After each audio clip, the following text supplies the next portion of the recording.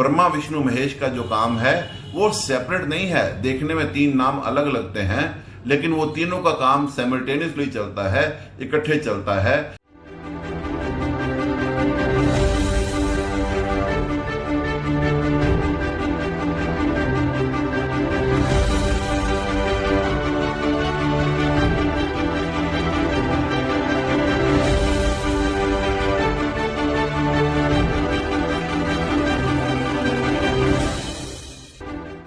बहुत प्यारे दोस्तों, हम सब जानते हैं कि आज 5 सितंबर अध्यापक दिवस है। सुबह से व्हाट्सएप पर एसएमएस और फेसबुक मैसेजेस का एक लगातार प्रवाह चलता आ रहा है। अच्छा लगता है पुराने विद्यार्थी और वर्तमान विद्यार्थी जब शुभकामनाएं देते हैं इस दिवस पर, और बहुत खुशी प्राप्त होती है जब हम जानते हैं कि कई विद्यार्थी अपनी अपनी जगह पर अपने अपने क्षेत्र में बहुत अच्छा कर रहे हैं। इस बात की हमें बहुत सेटिस्फेक्शन रहती है और अच्छा लगता है। लेकिन आज मैं ये बात थोड़ा अलग तरीके से करना चाहता हूँ। सुबह से कई बार कई संदेशों में ये श्लोक सुनने को सबको मिल रहा है, गुरुर् ब्रह्मा गुरुर्विष्णु गुरुर्देव महेश्वर गुरु साक्षात परब्रह्म तस्मै श्री गुरुवै नमः। अब इस श्लोक में लगता है कि गुरु की तुलना जो है ब्रह्मा विष्णु महेश से की गई है और साक्षात ईश्वर के रूप में उसको माना गया है।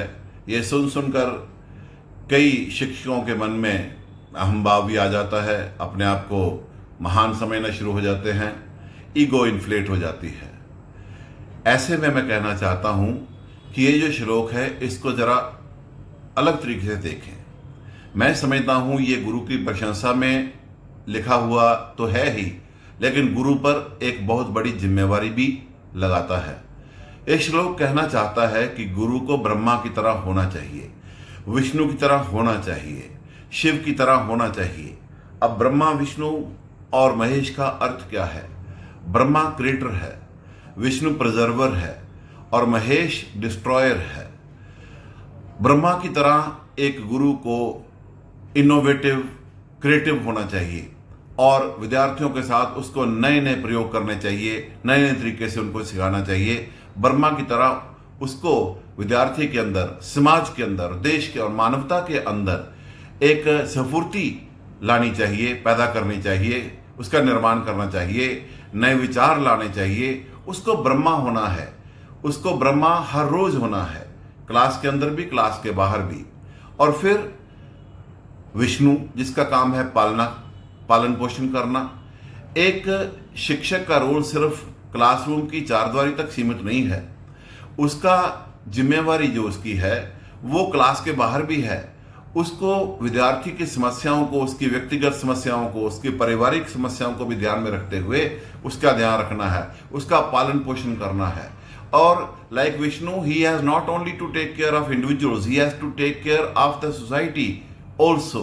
He has to be a preserver, he has to maintain an equilibrium, a poise and balance of the minds of the students, as well as he has to preserve the conscience of the society. Then his role as a teacher will be recognized. Or as a destroyer, as Mahesh, Brahma को, एक शिक्षक को एक विद्यार्थी के अंदर जितनी भी कुरीतियां हैं, अवगुण हैं, उनको नष्ट करना है। और नष्ट करने से ही एक नई क्रिएटिविटी हो जाती है, क्योंकि ब्रह्मा विष्णु महेश का जो काम है वो सेपरेट नहीं है। देखने में तीन नाम अलग लगते हैं, लेकिन वो तीनों का काम साइमल्टेनियसली चलता है, इकट्ठे चलता है। और मैं इसलिए कह रहा हूं कि ये श्लोक एक अध्यापक पर बहुत बड़ी जिम्मेवारी डाल रहा है, उसको गुरु कह रहा है। और एक बात मैं और आपसे करना चाहता हूं, गुरु और शिक्षक में बहुत फर्क है। असल में तो गुरु एक ऐसा शब्द है संस्कृत का जिसकी दुनिया की किसी भी और भाषा में ट्रांसलेशन नहीं की जा सकती। गुरु जो है ट्रेनर नहीं है, वो इंस्ट्रक्टर नहीं है, वो केवल एक रिंग मास्टर नहीं है, वो केवल रिसर्च गाइड नहीं है, वो केवल फिलोसफर नहीं है, वो केवल कुछ विषय पढ़ाने में स्किलफुल इंसान ही नहीं है, वो इनका समावेश भी है और उससे भी ज़्यादा है। गुरु का अर्थ जो है वो संस्कृत में दो तरीके से देखा जा सकता है। एक अर्थ है उसका गु प्लस रू, a person who removes darkness. गु का मतलब होता है अंधकार और रू जो रिमूव करे, हटाए। और दूसरा इसका अर्थ है गुरु का गौरव से, one who deserves honour. A guru can deserve honour only if he is a remover of darkness, जो हम संस्कृत में सुनते हैं, तमसोमा ज्योतिर्गमे, असदोमा सदगमे, मृत्युमा अमृतगमे। ये गुरु के जिम्मेवारियां हैं, गुरु के काम हैं। और इसलिए मैं कह रहा हूं कि गुरु की ट्रांसलेशन दुनिया के किसी और भाषा में की ही नहीं जा सकती। एक बात मैं और कहना चाहता हूं, गुरु जो है वो स्टैटिक नहीं हो सकता, उसको विद्यार्थियों के साथ साथ अपने आप को भी रोज रोज इंप्रूव करना है। He has to evolve himself, she has to evolve himself और herself according to new situation. For example, आजकल कोरोना चल रहा है और सभी जो टीचर्स हैं उनको ऑनलाइन क्लासेस लेनी पड़ रही हैं। उसको इस नई परिस्थिति के लिए, इस नई चुनौती के लिए अपनी मनोस्थिति भी वैसी ही बनानी चाहिए। अब इस स्थिति के साथ उसकी मनोस्थिति नहीं बदलेगी तो वो काम नहीं कर पाएगा, क्योंकि a teacher has to be dynamic, he has to evolve every day according to the change circumstances. कोई जमाना था जब गुरु और शिष्य के संबंधों के बारे में कहते थे, ओम सहनावतु सहनो बनक्तु सह वीर्यम करवावही तेजस्विना विदितमस्तु माँ विश्वविदामहि। यानी कि इकट्ठे बैठे, इकट्ठे खाएं, इकट्ठे काम करें, इकट्ठे ज्ञान का हासिल करें और उस ज्ञान को समाज के लिए उपयोग करें।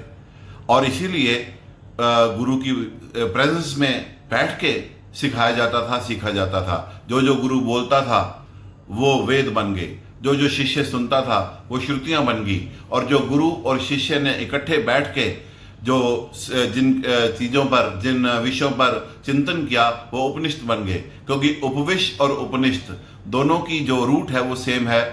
इसका अर्थ ही है sitting in the presence of the गुरु।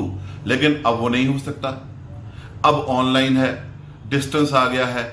लेकिन एक शिक्षक को अपने आप को इवॉल्व करते हुए देखना पड़ेगा कि वो इस नई परिस्थिति से कैसे अपने आप को ढालता है और कैसे इस बात को सुनिश्चित करता है कि विद्यार्थियों का किसी तरीके से नुकसान ना हो, विद्यार्थियों के समय वेस्ट ना हो और उनको नए नए तरीकों से ज्ञान वो देता रहे।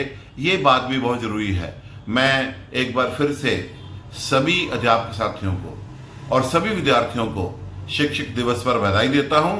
और जैसे कि मेरी हर वीडियो के अंत में होता है, एक पुराना गाना सभी विद्यार्थियों के लिए भी और अध्यापकों के लिए भी गुनगुना रहा हूं।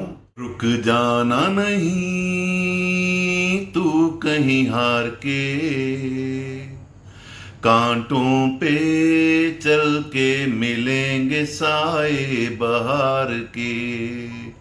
ओ राही ओ राही ओ राही ओ राही, साथी ना कारवां है ये तेरा इम्तिहान है। यूं ही चला चल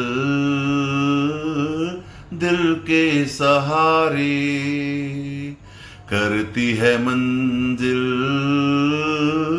तुमको इशारे। देख कहीं कोई रोक न ले तुझको पुकार के। ओ राही ओ राही ओ राही ओ राही,